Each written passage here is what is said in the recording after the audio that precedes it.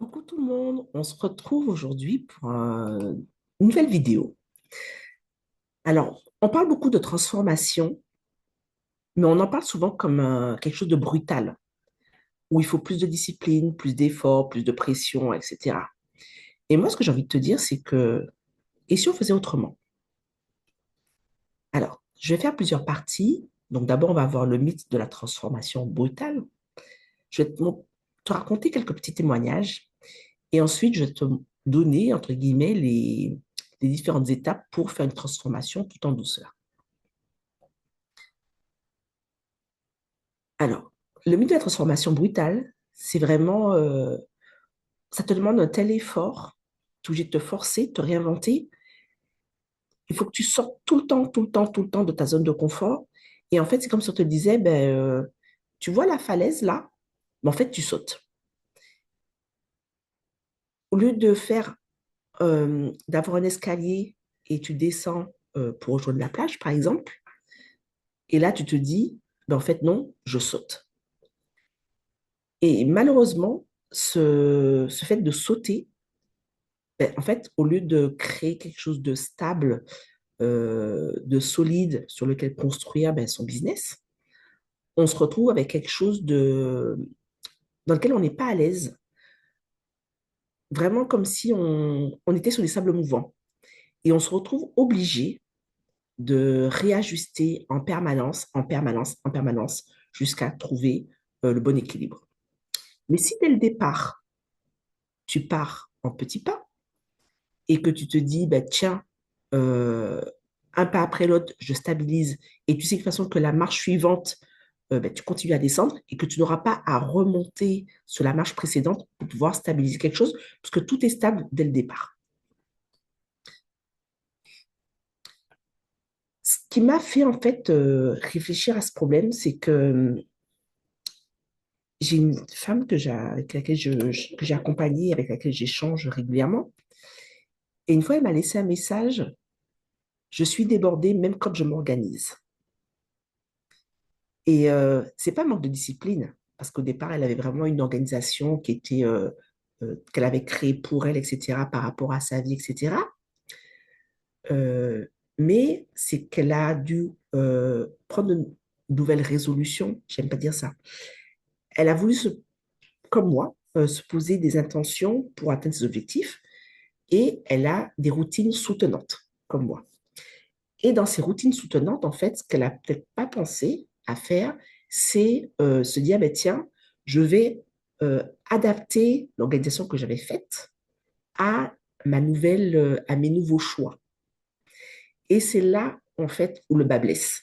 Où on se dit, ben, tiens, je me crée une organisation et j'y vais, quel que soit ce qui change dans ma vie, je continue et je garde la même organisation. Et en fait, non. La structure que tu as créée n'est peut-être plus adaptée pour toi à l'instant T. Donc, ce qui est bien, c'est qu'il faut en fait faire évoluer ton organisation avec toi. Comme ton business, tu fais évoluer ton business avec toi. Euh, il y a une femme que j'accompagne en ce moment qui me dit, oui, mais je me sens différente. Et différente, pas dans le sens où elle va faire beaucoup plus, dans le sens où elle se sent plus posée, plus stable. Et moi, j'adore parce que je me dis, ben, ouais, elle a du chemin, elle parcourt du chemin parce que des fois, on se dit, oui, mais j'avance pas assez vite, etc. Ben, retourne-toi et regarde tout le chemin que tu as parcouru et tu vas te rendre compte qu'effectivement, euh, ce que tu penses être de l'immobilisme, et en fait, non, pas du tout. Tu as juste avancé à ton rythme et ton rythme n'est pas le même qu'un autre. Moi aussi, hein, on me fait des réflexions. Ah oui, depuis le temps que tu as créé ton entreprise, tu n'es que là, etc. OK. Et j'ai discuté avec d'autres nanas qui m'ont dit, mais moi, pendant 3 ans, j'ai galéré avant que ça ne décolle. Et même si je prends 10 ans, entre guillemets, la vie que j'ai, comment dire, mes contraintes, etc., font que ben, ce n'est pas les mêmes que les tiennes. Donc, toi, tu peux, entre guillemets, avoir un rythme qui est peut-être accéléré et qui te convient, mais ça ne me convient pas à moi. Et une autre chose encore que je voudrais te dire, c'est que là, je vais te faire du coup un témoignage encore plus personnel, c'est que en début d'année 2025, en janvier, j'ai vraiment voulu arrêter parce que je me laissais beaucoup influencer par tout ce qu'on me disait. Ah oui, machin, fais comme ci, fais comme ça. Alors, j'avais testé plein de choses, ça fonctionnait pas, etc. Et de me dire, ah oui, mais depuis le temps, tu aurais dû nanana, parce que tu fais pas assez ci, parce que tu fais pas assez cela, etc. Et je l'ai vraiment pris personnellement. Je me suis beaucoup comparée. Et quand vraiment, ça, c'est par contre, c'est une qualité que j'ai, et heureusement, c'est que quand je sens que je vais tout lâcher, en fait, je ne m'éparpille pas, je me recentre. Et du coup, je me suis recentrée ben, sur mon human design. Parce que pour moi, c'est un outil qui est vraiment de connaissance de soi qui est juste génialissime. Et je me suis dit, mais qu'est-ce que dans ton design, tu n'as pas, entre guillemets, implémenté et qui peut faire qu'il y aura le switch. Et donc là, ben, du coup, je me suis focalisée sur mon profil. Donc, je suis profil 4-6 et spécifiquement sur ma ligne 4. Et ma ligne 4, c'est vraiment tout ce qui est partenariat, réseau, communauté, etc. Je me suis dit, OK, comment je peux faire, etc. Je suis manifesting generator. Moi, ma stratégie, c'est répondre puis informer. Donc, répondre, c'est pas juste j'attends et je réponds aux questions qu'on me pose. C'est vraiment, je fais attention à mon environnement. Banco, en février, je participe à un challenge, comment créer votre sommet. Et là, je me suis dit, punaise, mais c'est exactement ça. Le côté communautaire, le côté groupe, partenariat, etc. Mais c'est génialissime et tout. Donc, j'ai fait le challenge en février et en mai 2025, je faisais mon premier sommet en solo. Et donc, en mai 2026, ce sera mon troisième. Donc, tu vois, ce que je veux vraiment te faire comprendre par là, c'est que tu n'as pas besoin d'aller plus vite pour t'adapter au rythme de quelqu'un, que ce soit un coach ou un mentor ou peu importe, etc. Il faut vraiment que tu regardes par rapport à toi, tes capacités, tes besoins, tes envies, euh, et que tu ailles à ton rythme. Parce qu'effectivement, tu peux aller très vite. De un, ça ne va pas fonctionner. Et de deux, tu vas te cramer, tu vas te dégoûter et tu vas laisser tomber. Alors, pour finir, je vais te donner en fait les trois étapes pour faire une transformation tout en douceur, tranquille. Donc, il te faut un cadre stable. Par un cadre stable, des rendez-vous réguliers avec toi-même et avec ton business, un rythme qui te correspond et une structure aussi qui te correspond. Effectivement, suivant ton design, tu n'auras pas, entre guillemets, le même modèle business que ta voisine.